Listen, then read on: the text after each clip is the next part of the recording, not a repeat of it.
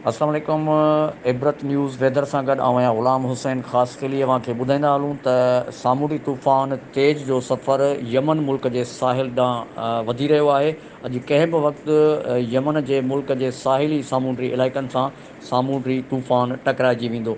अरबी समुंड में घटि दबाव सां ठहियल सामूंडी तूफ़ान तेज जो सफ़र समुंड में जारी आहे। सामूंडी तूफ़ान यमन मुल्क जे साहिली इलाइक़नि ॾांहुं वधी रहियो आहे। यमन मुल्क जे साहिली इलाइक़नि खां 129 किलोमीटर जे मुफ़ासिले ते ओभर तरफ़ मौजूदु आहे। ईंदड़ 14 कलाकनि जे दौरान यमन जे साहिली इलाइक़नि समेत ओमान जे साहिली सामूंडी पटियुनि में गजगोड़ खिमण ऐं तेज़ हवाउनि सां वधीक बरसातनि जा इम्कान आहिनि। जॾहिं त इहो अॼु कंहिं बि वक़्तु यमन जे साहिल सां सामूंडी तूफ़ान तेज टकराइजण जो इम्कान आहे।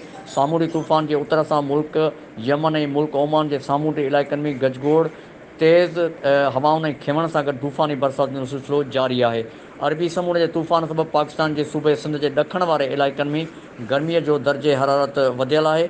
गर्मी पधमी वाध सबबि सिंध जा ॾखण वारा इलाइक़ा ॾींहं जे वक़्तु गर्मीअ जे वाध जे वधीक लपेट में आहिनि, जंहिंमें ख़ासि तौर ते हैदराबाद डिवीज़न जा इलाइक़ा ऐं विचोली सिंध में वधीक गर्मी मौजूदु आहे। इबरत न्यूज़ वेदर में फ़िलहालु एतिरो ई। वधीक ख़बरुनि मौसम जी ॼाण ऐं ॿिए मुख़्तलिफ़ मौसीक़े जे हवाले सां अपडेट ॼाण ॾिसण लाइ ॾिसंदा रहो इबरत न्यूज़ टेलीविज़न नेटवर्क ऐं वेदर न्यूज़। इबरत मां ग़ुलाम हुसैन ख़ासि क्लियर खे ॾींदा इजाज़त। अल्लाह हाफ़िज़।